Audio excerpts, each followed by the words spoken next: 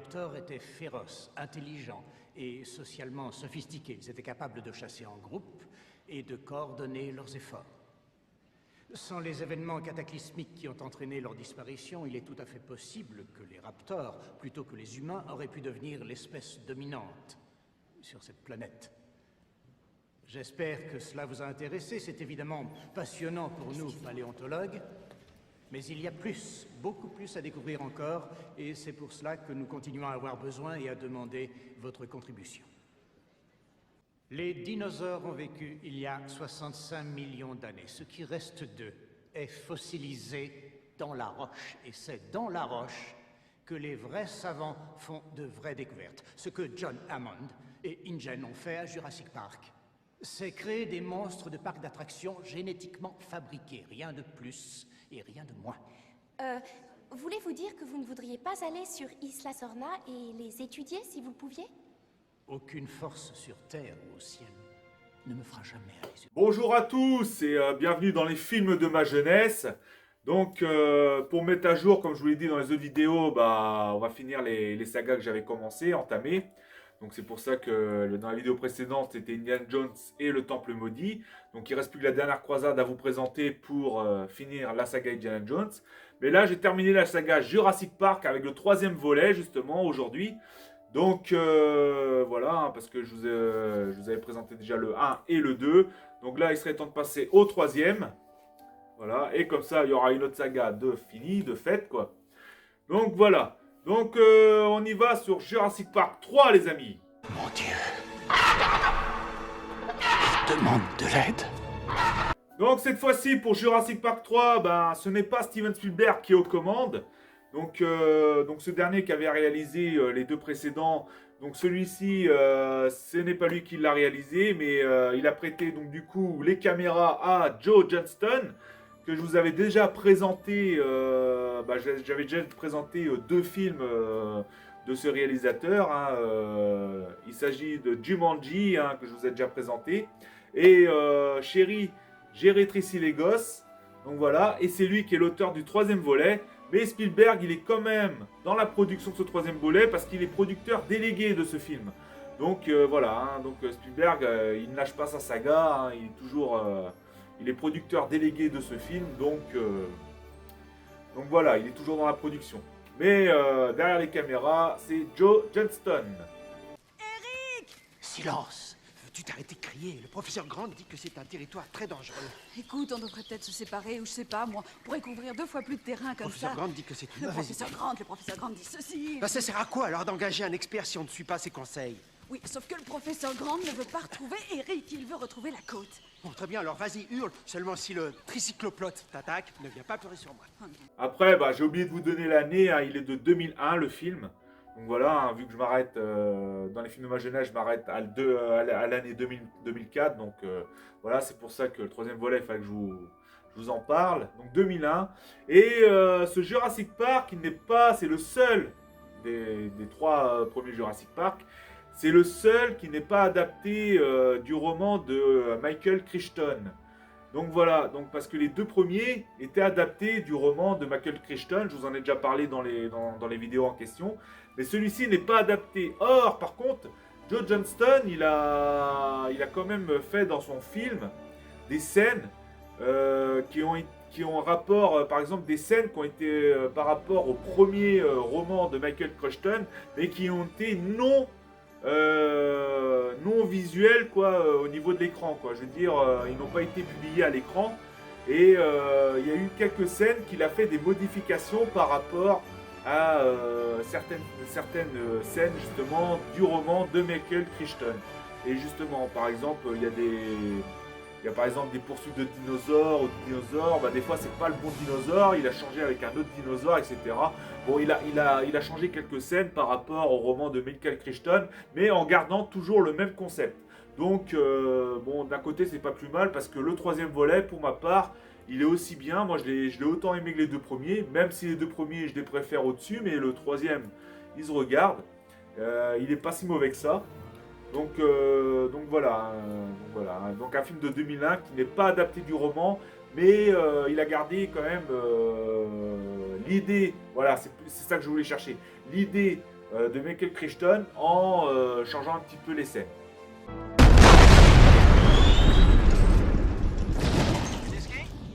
Ça va ? Rien à craindre, monsieur.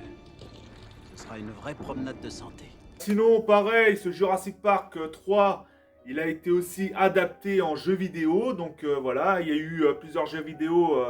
Et tous ces jeux vidéo que je vais vous parler là, ils sont sortis tous les trois, parce qu'il y en a 3 jeux que je vais vous parler. Ils sont sortis tous les 3 en 2001, donc l'année du film. Et sur des supports différents. Donc nous avons Jurassic Park 3 The DNF Factor qui était sorti sur Game Boy Advance. Donc voilà, un petit jeu de rôle un petit jeu plateforme sympathique. Et du coup qui a été édité et développé par Konami. Voilà, donc du coup. Ensuite un autre jeu, Jurassic Park 3 Park Boulder, qui a été sorti sur Game Boy Advance également, édité et développé par Konami. Sauf que celui-ci, c'est un jeu de gestion où on doit construire son parc, voilà. Un petit peu comme les Jurassic World qui sont sortis sur les dernières PlayStation, où fallait un peu construire son parc, faire attention aux ouragans, construire des enclos, etc. Et ben là, c'est à peu près dans le même thème, quoi. Et sinon, il y en a un qui est sorti sur PC, c'est Jurassic Park Danger Zone. Donc voilà, et qui a été développé et édité par Knowledge Adventure. Donc voilà, voilà tous les jeux qui sont sortis donc sur PC et Game Boy Advance. Il n'y en a pas eu sur Nintendo, Super Nintendo, c'était plus Le Monde Perdu et le premier Jurassic Park qui sont sortis sur les autres plateformes.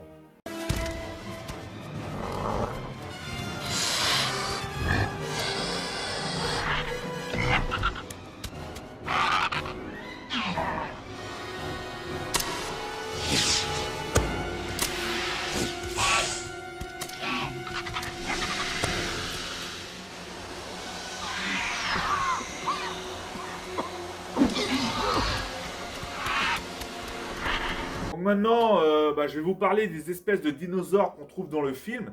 Par contre, pas tous les dinosaures, hein, juste ceux qu'on voit à peu près, qu'on voit de près ou voilà, parce que quand ils arrivent, quand on les voit arriver en avion en dessus de l'île, on voit plusieurs espèces en dessous, mais ceux-là, je ne vais pas vous en parler parce qu'on voit plusieurs espèces. Je vais plutôt vous parler de ceux qu'on voit de plus près, quoi, dans le film.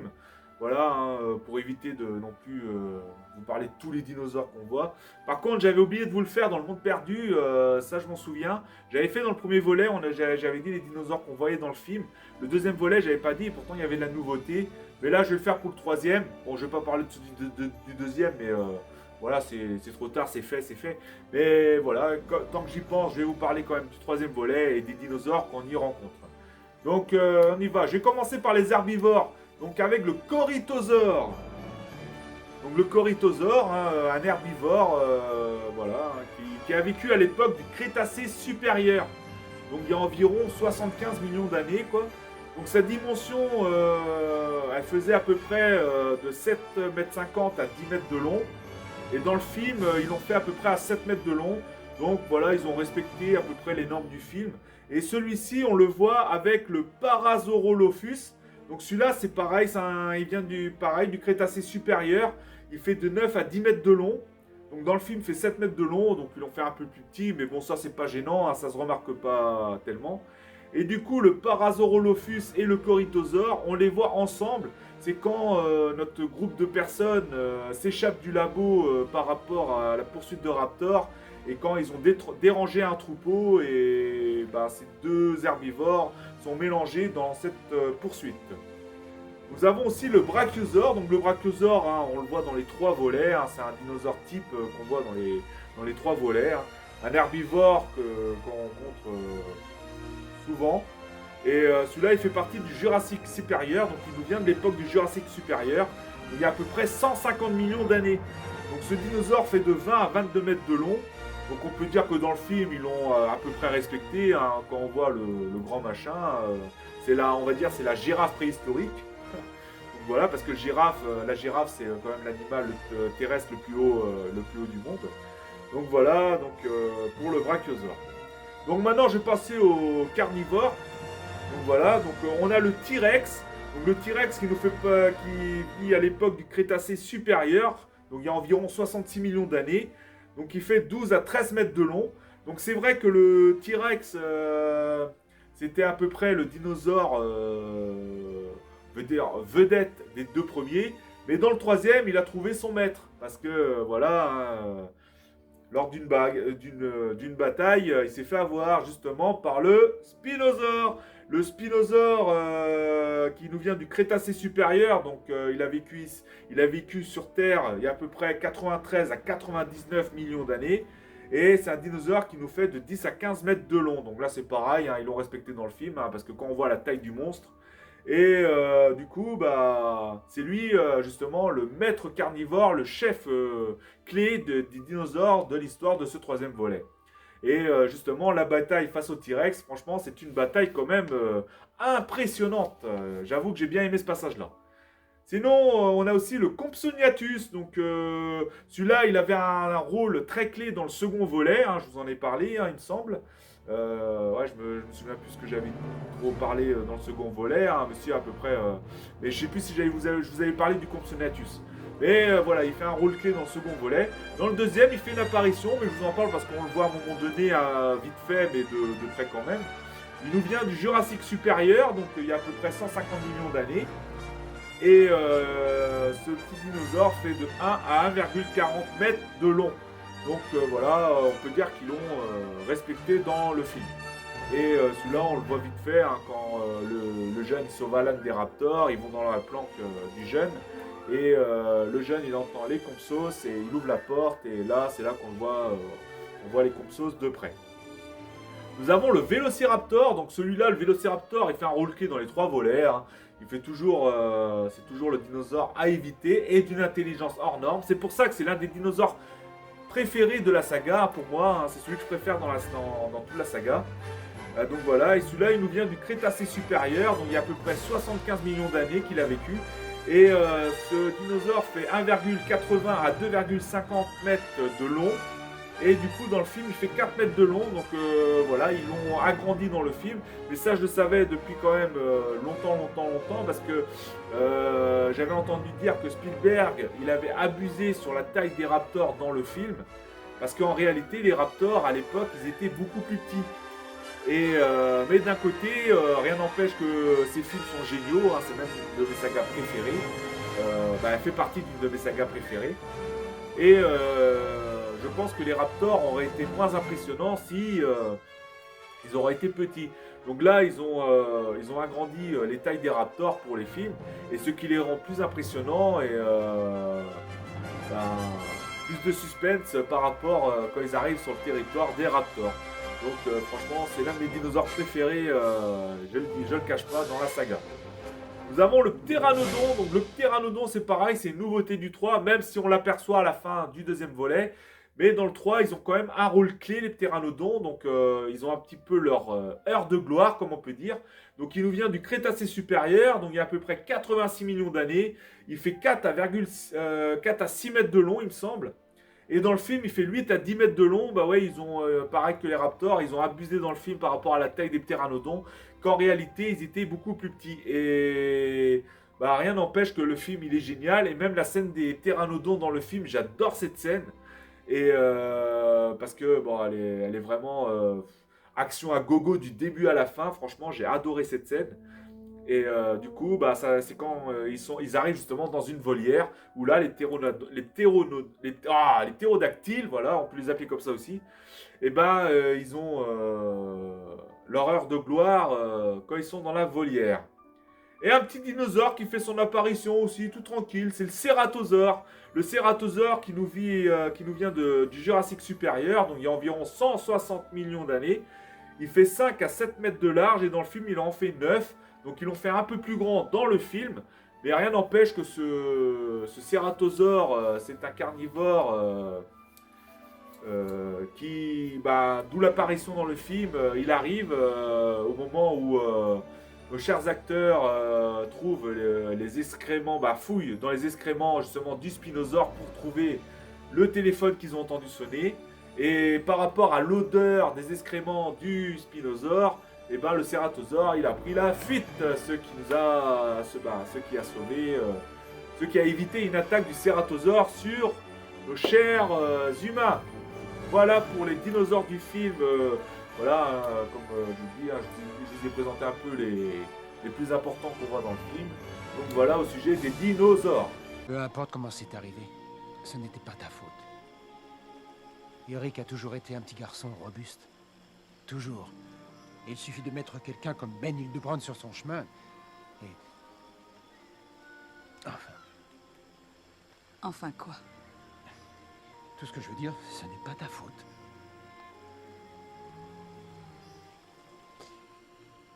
Non. S'il avait été avec toi, il aurait été en parfaite sécurité. Tu conduis 5 km en dessous de la limite de vitesse, Paul. Moi, j'ai bousillé 3 voitures en 3 ans. Non, pas 3. La Buick ne l'était pas totalement. J'ai dit ça parce que je voulais m'offrir un 4x4. Donc maintenant, niveau musique, eh ben, la musique a été composée dans ce film par Don Davis, mais sur le thème de John Williams.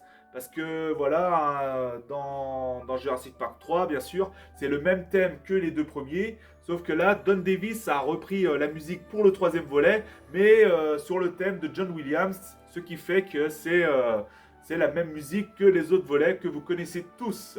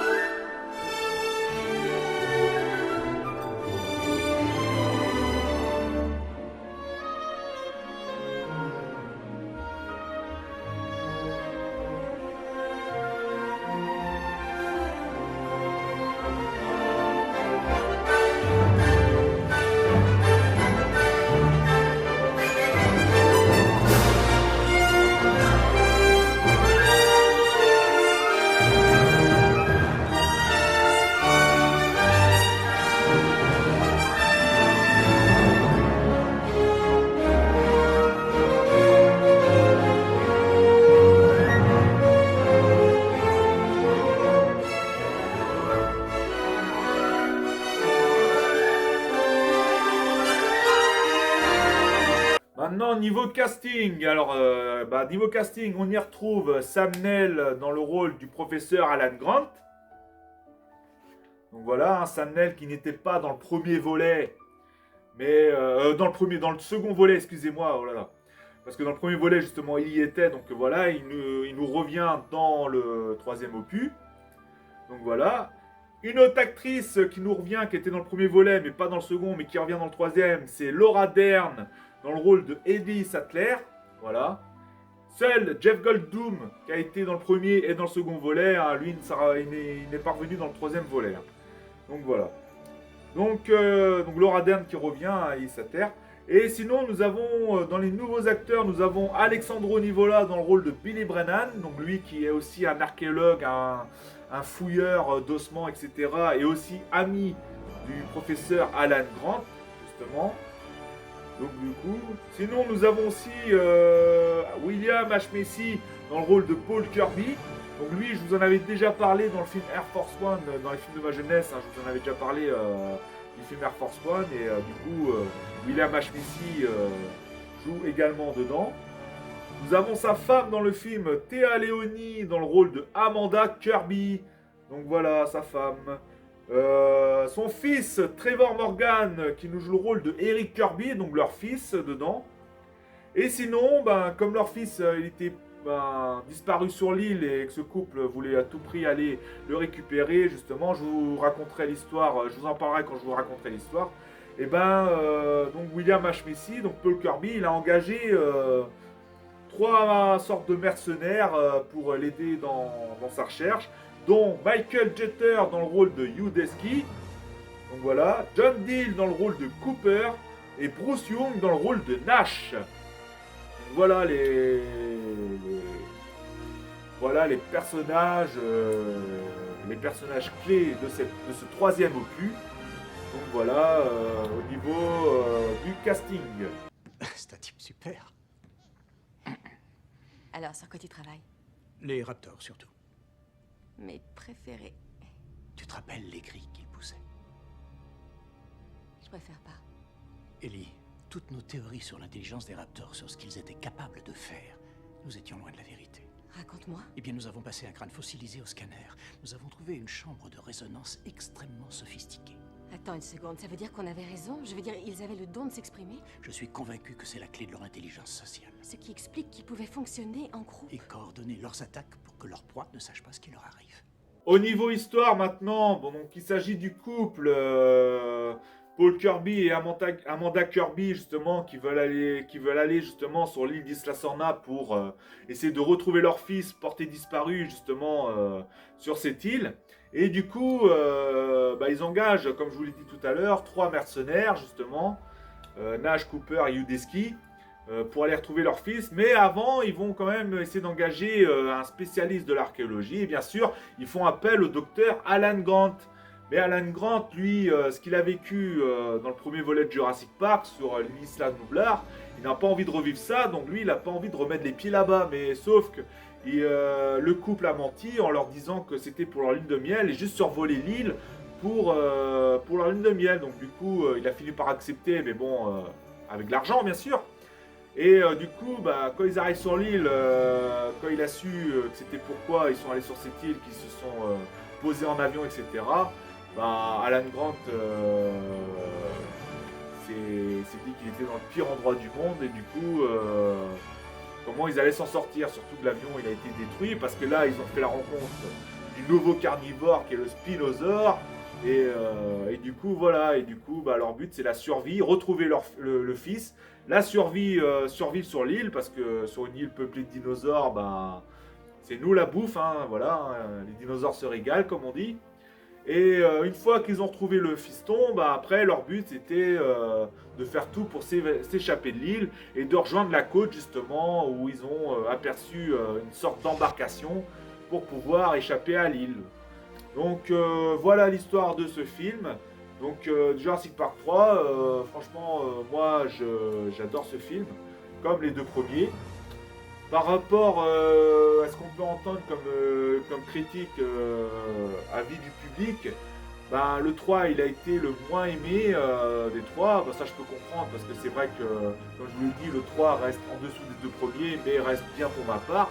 Et là, quand je dis le public, ils aiment pas le 3, notamment. Mais par contre, une fois que les Jurassic World étaient sortis des années après, le 3, il fait passer pour un chef-d'œuvre. C'est ce que les gens ils disent. Alors que moi aussi, j'ai rien contre les Jurassic World, moi. Tant qu'il y a du dinosaure, moi ça me plaît, moi. J'adore ça. Donc voilà pour ce 3e opus. Donc j'espère que ça vous a plu. Merci pour vos likes, partages, abonnements, soutien. Ça fait toujours plaisir. Et du coup, je vous dis à la prochaine. Gardez la pêche, portez-vous bien. Allez, salut les amis. Tu portes le téléphone à maman! Charlie! Charlie!